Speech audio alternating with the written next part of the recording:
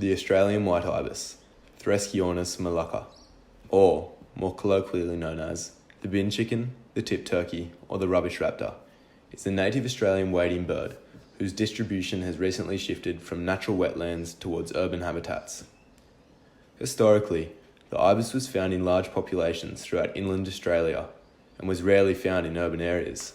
However, widespread drought and habitat loss has forced this species to migrate from its traditional habitat to urban areas of the east coast in increasing numbers since the late 1970s, where it's now even considered a bird pest in some regions. Australian white ibis forage on both natural and artificial food sources throughout a wide variety of habitats. Natural foraging sites include marine environments such as tidal mudflats, mangrove swamps, freshwater wetlands, and rural grasslands, with a natural diet mainly consisting of terrestrial and aquatic invertebrates like crustaceans and insects. In their newly established urban habitats, ibis tend to forage at locations like zoos, waste landfills, urban parks, and streets. And while data on the diet of ibis in urban areas is limited, it is known to include a wide range of both natural and anthropogenic food items. Very few studies have compared differences in the foraging behaviours across the range of habitats occupied by ibis, and no studies have investigated the relative qualities of these habitats in relation to foraging opportunities. But in this study, the foraging success and behaviours of ibis in a range of natural and artificial habitats were assessed to better understand the exploitation of urbanised environments by this species. Additionally, the foraging behaviours and techniques of ibis were also investigated with a view of increasing knowledge of the feeding ecology of this species. So all data was collected in the Sydney Basin region of New South Wales, Australia. Our data collection involved monitoring the foraging behaviour of ibises. We collected all data using iPhone cameras from greater than 15 metres away to avoid scaring them. We conducted observations across 4 habitat types: urban street, urban park, wetland, and rural park. Firstly, we looked at what type of foraging behaviour occurred. For the purpose of the experiment, we defined 2 types: natural foraging and scavenging. Natural foraging was where the ibises went along normally and just pecked at the ground. Scavenging was when ibises found food in non-natural sources, such as from bins or just rubbish left in the streets. The second variable that we looked at was the success or the failure of each time the ibis put its head down to the ground to look for food. We defined success as when the ibis jerks its head back and has a distinctive swallowing motion. And we defined failure as when it puts its head down, looks for food, and gets back up and doesn't swallow.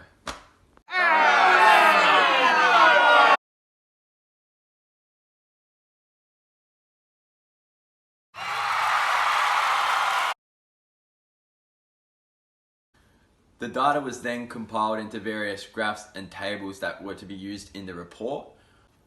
Initially, we had planned to conduct one-way ANOVAs, analysing the difference between foraging type and success across the 4 different locations. But due to the size and type of our data, we were unable to do this. Results of our ibis scavenging project, the urban areas appeared to have a drastically lower foraging attempt, where the successes were very, very low in comparison, but the failures were very high, upwards of 90% failure rate. This is juxtaposed with the rural areas where the success rate was marginally higher at 30% and the failure rates were around 70%. When it came to scavenging, however, the scavenging rate of the urban areas were higher at around 20 to 30%, whereas the failures of the scavenging were around 60s. However, when it came to the rural areas such as the wetlands or the park, the wetlands had a 100% scavenging success rate, whereas the rural park had a 0% scavenging success rate, or 100% scavenging failure rate. Now, in the actual scheme of things, the amount of foraging was quite extremely high compared to the amount of scavenging per habitat. However, the urban street had a more equal results upon both, at a 70 to 30% split between foraging and scavenging. And this probably explains a little bit of an anomalic trend. It appears that ibis somewhat ignored human waste in each habitat itself. And this is just strange because that's not what we're used to. So basically, the ibis preferred to forage rather than scavenge throughout the rural-urban gradient. These birds would rather stick to their natural ways, but attempt to scavenge if there's not enough food readily available. Since there are fewer creatures to prey upon in the urban street habitat, a higher proportion of these birds resorted to scavenging from bins in comparison to the other areas. However, more birds in this environment still preferred to forage rather than scavenge. In the rural park environment, the birds much preferred to catch their own food since there were more insects and worms present. The data supported our first hypothesis in that the ibis scavenge more in urban environments than in rural environments. However, the data disproved our second hypothesis that generally, ibis preferred to scavenge rather than forage. While in urban parks, the ibis has a considerably higher rate of failure when foraging for food. Surprisingly, the ibis spent over 97.5% of its time foraging for food, while only roughly 7% of the time was spent actually eating. Previous studies also noted that the ibis spends a significant portion of its time fussing for its food to no avail. However, it is interesting to note that when scavenging in the wetland areas, the ibis had a 100% success rate, while it only had a scavenging success of roughly 33% when in urban parks. This goes against the assumption that, in urban areas dominated by humans, there would be significantly more scraps from which the ibis would scavenge.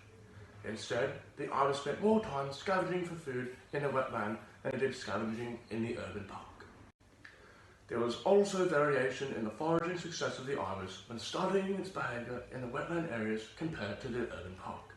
The foraging success excelled toward a third of the total time foraging. This signifies the importance of distribution variability for the Australian white ibis with respect to food availability, as well as reinforcing the notion that the behavioural preference of the ibis remains more natural, with both habitat types showing significantly more foraging compared to scavenging.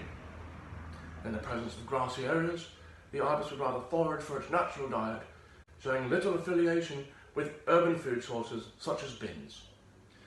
In a wetland setting, the ibis much preferred foraging due to more insects and earthworms available. This disproves a hypothesis showing that the Australian white ibis in fact prefers a more natural diet, even when in an urban setting from which food scraps are more readily available. However, future studies should consider filming more samples and for a longer period of time between various different urban parks, wetlands, streets and rural parks, so as to gain a stronger representation of the foraging behaviours of the ibis. Future studies should also incorporate the time of day into their analysis, which may have a confounding effect on the feeding habits of the ibis.